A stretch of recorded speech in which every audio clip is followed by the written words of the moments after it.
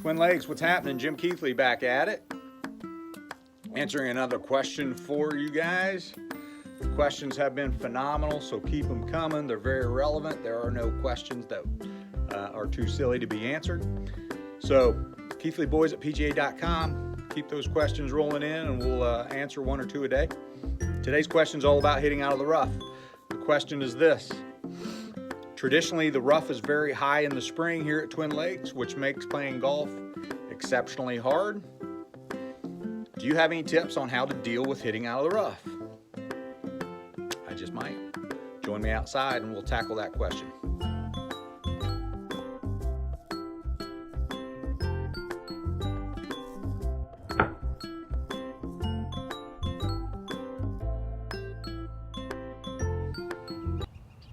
So let's talk about hitting out of the rough. There's 2 or 3 different techniques that we need to consider when hitting out of the rough, and there's really 2 circumstances in golf where these techniques that I'm going to talk about take place. Downhill shots as well as playing out of the rough. Now, for this video, we're talking specifically about playing out of the rough. What do we need to think about? Certainly club selection would be one of those. Let's say you have a 150-yard shot, and that's normally your 7-iron.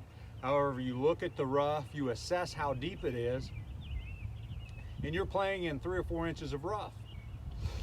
You no longer have the ability to take a 7-iron out and try to get it through that rough. So club selection, I always say, let's take a little bit more loft, and I'll explain why a little bit later in the video. But if I normally hit a 7-iron from 150 and now we're in the rough, let's grab your 8-iron or your 9-iron. So number one, we're going to choose more loft than typically necessary.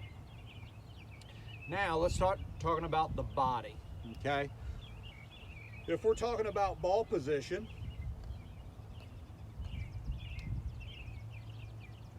and we typically play the ball in the middle of our stance, we want to think about putting that golf ball more back in our stance. The key to playing out of the rough is this. Almost every video that I put out, I talk about the shallowing or coming in more shallow in order to achieve success. Today we're going to talk about you need to come in much more steep, okay? So you have to have a club that's much more up and down. So we don't want to think about coming in very shallow. We want to think about coming in steep. Now, why would we do that? If we come in shallow, we're bringing a lot of grass into play. So you're going to be traveling through several inches of grass in order to get to that golf ball. We want to try to get that golf ball first, okay? So one reason that I asked you to take more loft is because that club is going to be shorter, and anytime that club is shorter, you're going to be closer to the ball, and when you're closer to the ball, that naturally promotes a more steep attack. So, let's think about it. We're going to set up to the golf ball. Instead of a 7-iron, I'm hitting my 8-iron.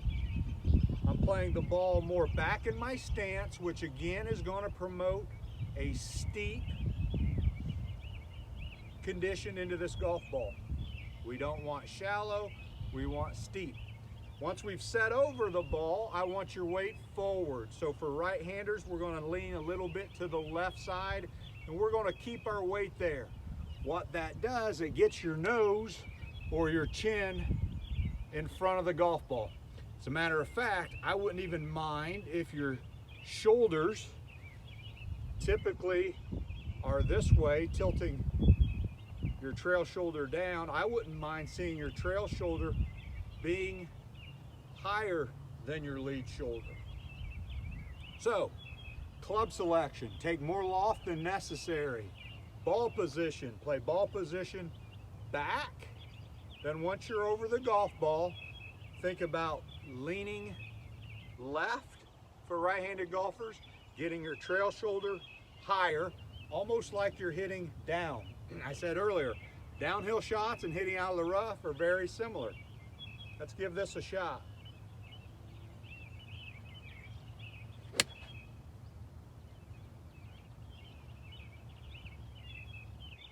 Okay.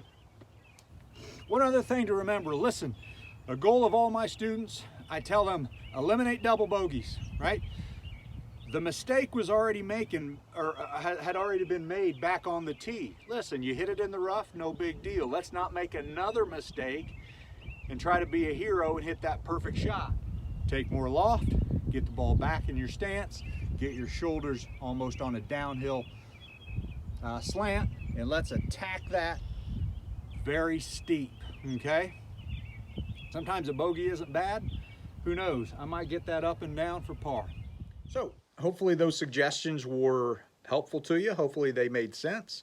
Let me add one more thing to that. Something I didn't mention is, how does the golf ball react out of the rough? Listen, you're not going to have a lot of spin. Why? Because there's going to be a lot of grass between that club face and the ball. So it's not going to spin, and when it hits the ground, it's not going to stop. It's going to roll. So think about playing short of the green and letting that run up. If you hit the green from the rough, many of you know it's not going to stick, right? So play for that extra 10 yards of roll. So keep them coming. I'm having a lot of fun with these questions. Hopefully you're getting just something out of it. Keithley Boys at PGA.com is where you'll send the questions. We've got many more coming your way, 1 or 2 a day. And remember, we're one day closer to being on the other side of this mess. So stay strong, stay healthy. See you the next time.